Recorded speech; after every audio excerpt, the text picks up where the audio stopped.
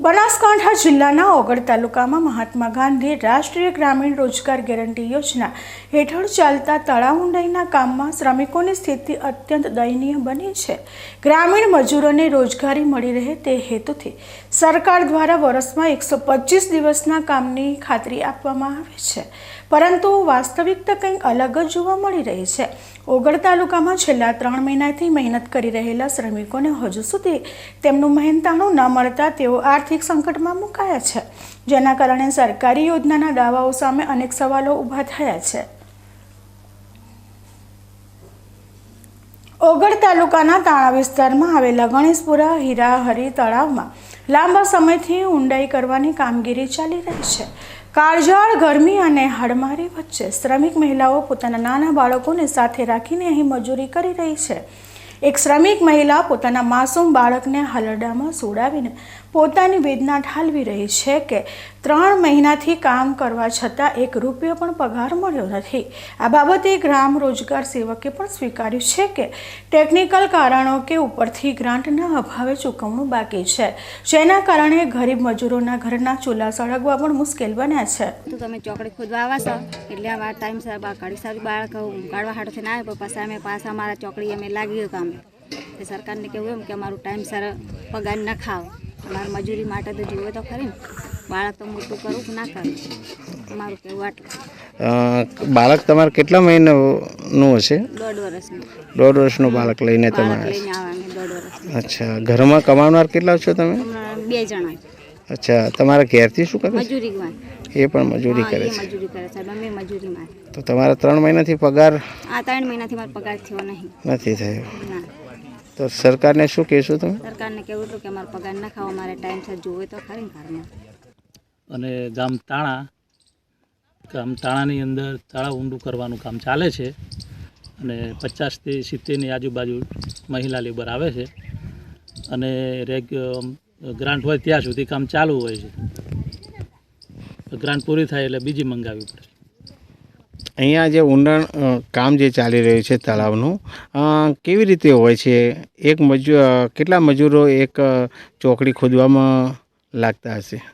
આમાં gang wise હોય છે, 2ની ગેંગ એ પણ કરી શકે કામ, ચોકડી આપી એકાય અલગ અલગ, 5 જણની અલગ હોય છે, 4 જણની અલગ હોય છે, એમ ગેંગ વાઇઝ હોય છે અને માપ પ્રમાણે પેમેન્ટ અમને આપતા હોઈએ છીએ।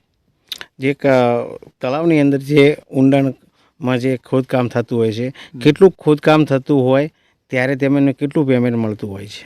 એમને એન્જિનિયર સાહેબ જે 5x5નું પૂરું કામ કરે તો એ પ્રમાણે અમને પૂરા 288 રૂપિયા પડે છે અને જે કામમાં વધઘટ હોય તો એ રીતના 230, 240, 245 એ રીતના એન્જિનિયર સાહેબ લખી આલે છે એમ। તો જે પ્રમાણે વેતન તો જે પ્રકારે અહીંયા જે ઊંડાણ કામ ચાલી રહ્યું છે, અહીંના જે શ્રમિકો છે, મહિલાઓ છે, એ જણાવી રહી છે કે દિવાળીના ગઈ છતાં હજુ 3 મહિના થયા સુધી એમનો પગાર નથી મળ્યો। આપ શું કહેશો? એના માટે રજૂઆત અમે કરી હતી, ઉપર લેખિતમાં કરી છે અને સાહેબે ઉપર જિલ્લામાં જણાવ્યું છે, જિલ્લાવાળાએ CRD કચેરીમાં પણ જણાવેલું છે, પણ સાહેબ ઉપરથી એવા સમાચાર છે કે જ્યારે ગ્રાન્ટ આવશે ત્યારે પેમેન્ટ થશે। ઓગળ તાલુકાની અંદર જે નરેગાના કામ ચાલી રહ્યા છે તેને લઈને આજે આપણે ઓગળ તાલુકાના તાણા ગામના વિસ્તાર કે જે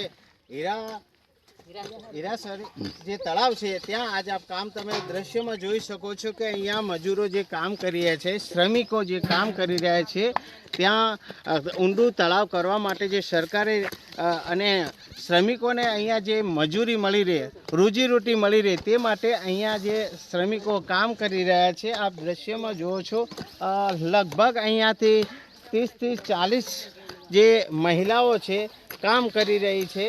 તળાવનો સમય જે છે સવારથી 8 થી 12 વાગ્યાનો સુધીનો અહીંયા કામ કરી રહ્યા છે, પરંતુ મહિલાઓનું કહેવું છે કે અમને 3 મહિના થયા છતાં પણ અમને પગાર થયો નથી। આપણી સાથે એક મહિલા છે, એમની સાથે વાત કરવાનો પ્રયાસ કરીશું। બેન, શું કહેશો? તમે જે કામ કરી રહ્યા છો, કેટલા ટાઈમથી અહીંયા કામ કરો છો અને કેટલો મજૂરી આપે છે? ઝડપી બોલો સાહેબ। મજૂરી તો હવે 3 મહિનાથી આવી, મને શું ખબર કેટલી આવી છે? તમને મજૂરી મળી છે? ના, 3 મહિનાથી નહીં મળે। અચ્છા, કેટલા વાગે આવો છો મજૂરી કામ કરવા? 8 વાગે અને કેટલા વાગ્યા સુધી કામ કરો છો? 12 વાગે. આપનું નામ શું છે? મારું નામ મોનોબેન. તો મોનોબેન જે મીડિયા સામે કહી રહ્યા છે કે સવારથી 8 થી 12 વાગ્યા સુધી અહીંયા કામ કરવામાં આવે છે અને 3 મહિના થયા છતાં પણ હજુ એમને પગાર થયો નથી. શ્રમિકો એવું કહી રહ્યા છે કે અમારું ઘર ચલાવવા માટે અમે અહીંયા જે મહેનત મજૂરી કરીએ છીએ પણ પરંતુ સમયસર પગાર ન થવાથી અહીંયા જે શ્રમિકો છો એ પણ સરકાર પાસે માંગ કરી રહ્યા છે કે સમયસર અમને પગાર મળી રહે. માનસી ચૌહાણ, બીકે ન્યૂઝ, ઓગળ, બનાસકાંઠા. એક તરફ સરકાર ગ્રામીણ વિસ્તારોમાં રોજગારી આપવાની મોટી મોટી વાતો કરે છે તો બીજી તરફ ગણેશપુરાના આ શ્રમિકોની વેદના તંત્રની નિષ્ફળતા છતી કરે છે. પરસેવો પાડીને કામ કરતા મજૂરોને જો સમયસર તેમનું વેતન ન મળે તો યોજનાનો મૂળ હેતુ જ માર્યો જાય છે. શ્રમિકોની માંગ છે કે ઉચ્ચ અધિકારીઓ આ બાબતે તાત્કાલિક દખલ કરે અને છેલ્લા 3 મહિનાનું બાકી મહેનતાણું તુરંત છૂટું કરાવે જેથી આ ગરીબ પરિવારોને આર્થિક રાહત મળી શકે.